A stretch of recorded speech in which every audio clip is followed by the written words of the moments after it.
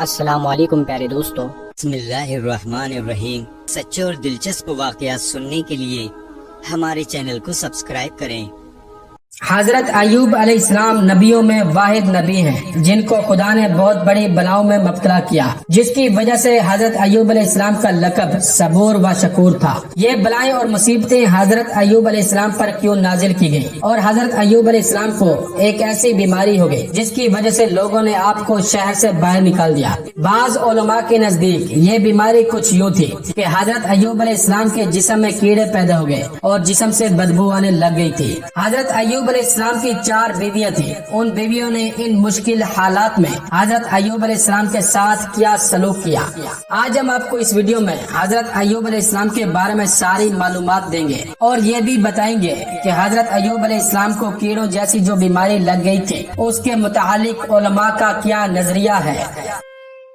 حضرت ایوب علیہ السلام خدا کے برگزیدہ نبی تھے اور حضرت اسحاق بن ابراہیم علیہ السلام کی اولاد سے تھے۔ آپ کی والدہ حضرت لوط علیہ السلام کی نسل سے تھی۔ آپ نے 27 سال تبلیغ کی۔ اس کے دوران صرف 3 افراد مسلمان ہوئے۔ آپ افضل خلائق ہونے کے ساتھ ساتھ مالی نقطہ نظر سے بھی تمام کریے سے ممتاز تھے۔ حضرت ایوب علیہ السلام پر خداوند عالم کا عظیم کرم یہ تھا کہ خدا نے انہیں منصب نبوت سے سرفراز کرنے کے ساتھ ساتھ دولت دنیا سے بھی مالا مال کر دیا تھا۔ حضرت ایوب علیہ السلام کے پاس 500 جوڑے بیل کے تھے، بے شمار بکریاں تھیں، کثیر تعداد میں اونٹ، گھوڑے اور خچر تھے اور بہت ساری زمینیں تھیں، بہت کافی باغات تھے، بہت سارے غلام تھے۔ اس کے باوجود آپ کی عبادت کا وہ عالم تھا کہ فرشتے بھی حیران تھے۔ آپ جب تک روزانہ کثیر محتاجوں اور کم از کم 10 مہمانوں کو کھانا نہ کھلا لیتے تھے، خود کھانا نہیں کھاتے تھے۔ اسی طرح محتاجوں، غریبوں، بیواؤں، یتیموں کو کپڑے بنوائے بغیر اپنے لیے نہ بناتے تھے۔ حضرت ایوب علیہ السلام خدا کے نبی تھے، برخلاف موجودہ توریت کے، جو کہ انہیں انبیاء کے زمرے میں شمار نہیں کرتی، بلکہ انہیں ایک نیک صالح انسان سمجھتی ہے کہ جن کی بہت سی اولاد تھی اور جو صاحب مال شخص تھے۔ حضرت ایوب علیہ السلام وہ تیسرے نبی ہیں کہ ہمارے عظیم نبی حضرت محمد صلی اللہ علیہ وآلہ وسلم پر فرض کیا گیا ہے کہ ان کے واقعے کو مسلمانوں کے لیے بیان کریں تاکہ مسلمان بڑی بڑی مشکلات سے نہ گھبرائیں اور خدا کی رحمت سے کبھی بھی مایوس نہ ہوں۔ حضرت ایوب علیہ السلام پر جو مصیبتیں اور مشکلات آئی تھی اس کی 2 روایات ہیں۔ پہلی روایت یہ ہے کہ فرشتے جو آپ کی عبادت گزاری پر حیران تھے ایک دن جمع ہو کر آپس میں کہنے لگے کہ اتنی مالداری کے باوجود ایوب کیوں کر عبادت کے ان بلند مدارج پر فائز ہیں۔ خطاب ہوا کہ اے میرے فرشتوں، ایوب میرا بہترین بندہ ہے، اس کی اطاعت، شعاری اور عبادت گزاری پر مالداری کا کوئی اثر نہیں پڑے گا۔ تم حیران کیوں ہو؟ جو میرا مخلص بندہ ہے وہ ہر حال میں میری بندگی کرے گا، نہ اس پر مال و دولت کی فراوانی اثر ڈال سکے گی اور نہ اس کے لیے رکاوٹ بن سکے گی اور نہ وہ اس کے مال کے تحفظ کے لیے عبادت گزاری کرے گا۔ ایوب میرا نہایت ہی مخلص بندہ ہے اور وہ ہر حال میں اپنے خلوص اور اپنی بندگی کا مظاہرہ کرے گا۔ میرے فرشتوں، مجھے یقین ہے کہ تم مطمئن ہو گئے ہوگے۔ اب میں تمہیں شان ایوبی دکھائی دیتا ہوں اور اب تم دیکھو اور اندازہ لگاؤ کہ فراوانی دولت اور فراخی ثروت اور مصائب و آلام میں کیا فرق ہے۔ میں تم سے پھر کہتا ہوں کہ وہ دونوں حالات میں یکساں نظر آئے گا۔ یہ کہہ کر خداوند عالم نے حضرت ایوب علیہ السلام کے حالات یکسر بدل دیے اور انہیں موقع و ابتلا و امتحان میں لا کھڑا کر دیا۔ ایک دن حضرت ایوب علیہ السلام عبادت میں مشغول و مصروف تھے۔ انہیں مالداری اور دولت کی طرف ذرا سی بھی توجہ نہیں تھی۔ سارا نظام ان کے بچے چلا رہے تھے اور بڑی فراخی سے کاروبار چل رہا تھا۔ ایک ہی دفعہ بلاؤں کا نزول شروع ہوا۔ سب سے پہلے آپ کا جتنا مال جمع تھا سب غائب ہو گیا، آپ نے پرواہ بھی نہ کی۔ پھر آپ کے چند جوان فرزند فوت ہو گئے، آپ نے توجہ نہ کی۔ پھر آپ کا چرواہا دوڑا ہوا آیا اور کہنے لگا کہ لاکھوں کی تعداد میں جو آپ کے بکرے تھے سب ہلاک ہو گئے۔ حضرت ایوب علیہ السلام نے کہا، میں کیا کروں؟ جس نے دیا تھا اس نے لے لیا، اس کا مال تھا، میں اس کا بندہ ہوں، وہ جو کرے درست ہے۔ مجھے جو خبر دے رہے ہو، جو ہوا سو ہوا، جو ہوگا ٹھیک ہوگا، جاؤ اپنا کام کرو اور میرا قیمتی وقت ضائع نہ کرو۔ پھر ایک ہفتے کے بعد گائے بیل وغیرہ کا محافظ دوڑا ہوا آیا اور عرض کرنے لگا، حضور تمام گائے بیل خچر وغیرہ سب مر گئے۔ فرمایا بہتر ہوا، جس نے دیا تھا اسی نے لے لیا، اس کے دینے پر بھی شکریہ اور لینے پر بھی شکریہ۔ یہ کہہ کر عبادت میں مشغول ہو گئے۔ پھر ایک ہفتہ گزرا کہ باغات کا داروغہ آ پہنچا اور اس نے خبر دی کہ ایک ہی دفعہ ایک آگ पैदा हुई और तमाम बागात जलकर खाकस्तर हो गए।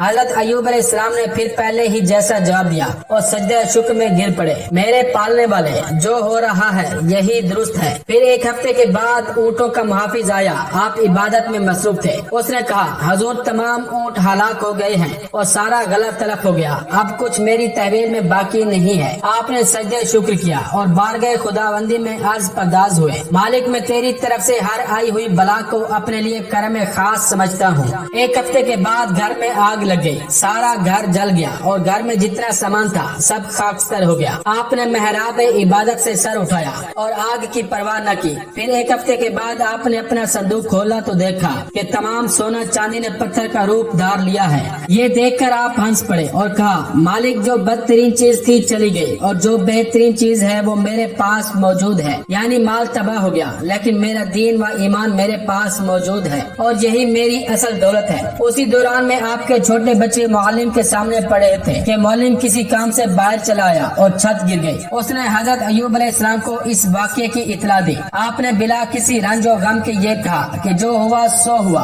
और वही बेहतर था, क्योंकि जो कुछ मालिक की तरफ से होता है वही अच्छा होता है। और अच्छा तो ये हुआ कि तुम उस जगह से हट गए थे, वरना तुम भी लुक्मे अजल बन जाते। आपने इस मुसीबत पर भी पूरी दिलेरी के साथ सब्र किया और अपनी बीवी को भी सब्र की तलकीन की। फिर एक हफ्ते के बाद हालत नमाज में पैरों में दर्द उठा और आमाश हो गई। पैरों का दर्द बढ़ने लगा और मर्ज तरक्की करने लगा, यहाँ तक कि सारे बदन में उस मर्ज का असर फैल गया और ये हालत हो गई कि 7 महीने तक एक ही जगह पड़े रहे और उस जगह से हिल न सके। इस हालत में भी इबादत का कोई पहलू तर्क नहीं हुआ। फिर उन्हीं हालात में दिन गुजरते रहे, रात गुजरती रही, यहाँ तक कि 4 साल गुजर गए। फिर उसी हालत में आपने इब्तिलाई तवील की मुद्दत गुजार दी जो 7 साल से कम न थी। एक रिवायत में है कि हर मौके पर शैतान मर्द मुकद्दस की सूरत में हजरत अय्यूब अलैहिस्सलाम की खिदमत में पहुंचता रहा और बहकाने की कोशिश करता रहा, लेकिन आपकी तरफ से एक ही जवाब मिलता रहा कि उसने अपने फजलो करम से हमें जो कुछ दिया था अब अपने अदल और इंसाफ से वापस ले रहा है। उसकी चीज थी, उसने अपनी चीज वापस ले ली। ये कहते और सजदे शुक्र में चले जाते। शैतान उससे पे दर पे मायूस होता गया और उसकी तरकीबों से हजरत अय्यूब अलैहिस्सलाम पर कोई असर न पड़ा, इसलिए वो हजरत अय्यूब अलैहिस्सलाम की बीवी को बहकाने की तरफ मुतवज्जे हो गया। अलगर्ज आपकी बीमारी की वजह से शहर वालों ने आपको शहर से बाहर निकाल दिया और बैरून शहर एक उजाड़ जगह में आपको पहुंचा दिया। आप उसी जगह इबादत करते रहे और ऐसी इबादत के मलाइके आसमानी हैरान हो गए और खुदा की बारगाह में अर्ज परदाज हुए कि मालिक ऐसा बंदा देखने में नहीं आया। और खुदावंद आलम ने फिर मलाइका में आपकी तारीफ की और कहा कि ये मेरा बेनजीर बंदा है। कुरान मजीद की सूरह साद आयत नंबर 44 में इरशाद होता है, हमने उसे साबिर व शकीबा पाया। अय्यूब कितना अच्छा बंदा था जो हमारी तरफ बहुत ज्यादा बाज़गश्त करने वाला था।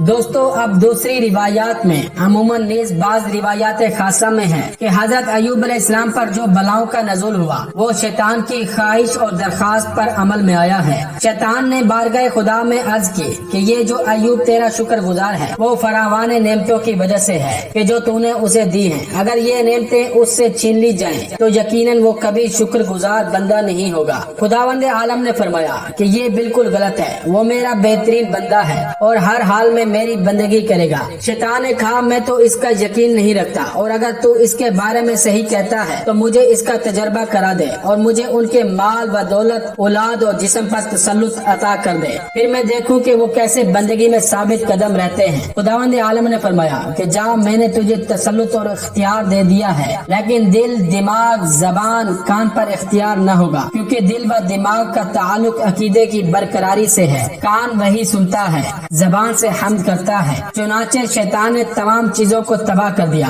जिस्म में कीड़े डाल दिए, सारे बदन में पीप पैदा कर दी, बदबू जिस्म से पैदा हो गई। लोगों ने आजिज आकर हजरत अय्यूब को शहर से बाहर निकाल दिया, लेकिन फिर भी हजरत अय्यूब अलैहिस्सलाम इन हालात में भी खुदा की बराबर इबादत करते रहे। बेरिवायत जो कीड़ा जिस्म से गिर जाता था उसे ये कहकर फिर उसी जगह रख देते थे कि तू मेरे खुदा की मखलूक है, उसने तेरी रोजी मेरे ही जिस्म से मुअय्यन की है, तू इसी जगह रह।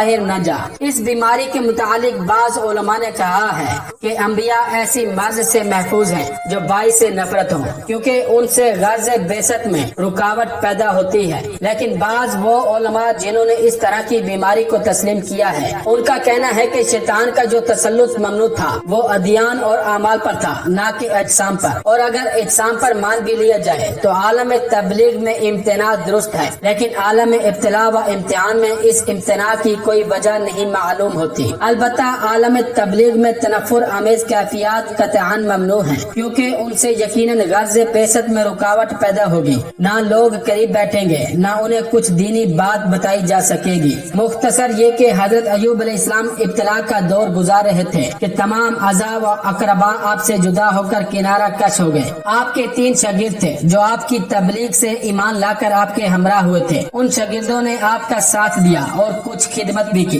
लेकिन आखिर में ये भी साथ छोड़ गए। इसके अलावा आपकी 4 बीवियां थी, जिनमें से 3 ने साथ छोड़ दिया। इन्होंने हजरत अयूब अलैहिस्सलाम से तलाक ले ली। एक बीवी आपके पास रह गई जिसका नाम रहमत या रहीमा था, वो आपके साथ रही। हजरत अयूब अलैहिस्सलाम ने फरमाया कि तुम भी तलाक ले लो। उसने कहा मैं तुम्हारे साथ अच्छे दिन गुजार रही हूँ। ये इंसानियत के खिलाफ है कि अब जबकि तुम पर बुरा वक्त आया है तो मैं तुम्हारा साथ छोड़ दूं। मैं तो हरगिज न जाऊंगी और तुम्हारी खिदमत जान और दिल से करूंगी। मुअर्रिखीन का बयान है कि जब इब्तिला व इम्तिहान की मुद्दत खत्म हो गई तो हजरत जिब्राइल अलैहिस्सलाम हजरत अयूब अलैहिस्सलाम के पास आए और कहने लगे कि खुदावंद आलम ने तुम्हारे इब्तिला को खत्म कर दिया है। उठो और फलां मकाम पर दाहिने पैर की ठोकर लगाओ। वो उठ कहाँ सकते थे। हजरत जिब्राइल अलैहिस्सलाम ने मदद की और वो उठकर मकाम मुअय्यन पर गए। ठोकर लगाई, गर्म पानी का चश्मा जारी हो गया। हजरत जिब्राइल अलैहिस्सलाम ने कहा इसमें नहा लो। उन्होंने गुस्ल किया, तमाम बीमारियों के असरात खत्म हो गए। फिर एक दूसरी जगह बताई कि इस मकाम पर बाएं पाँव की ठोकर लगाओ। उन्होंने ठोकर लगाई तो सर्द पानी का चश्मा रूनुमा हुआ।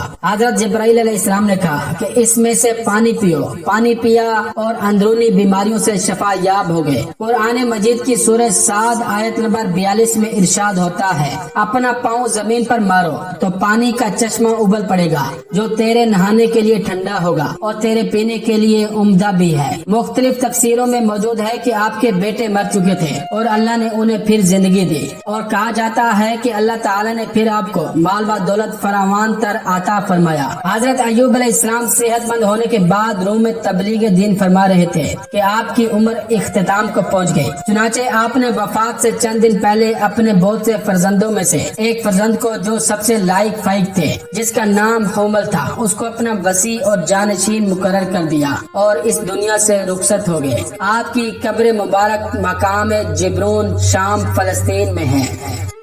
तो ये था आज का वाकया। दोस्तों अगर वाकया पसंद आया हो तो इस वीडियो को लाइक करें, कमेंट करें और शेयर करें। और इसी तरह के सच्चे और दिलचस्प वाकयात सुनने के लिए हमारे चैनल को सब्सक्राइब करें। अस्सलामु अलैकुम वरहमतुल्लाहि वबरकातुहू।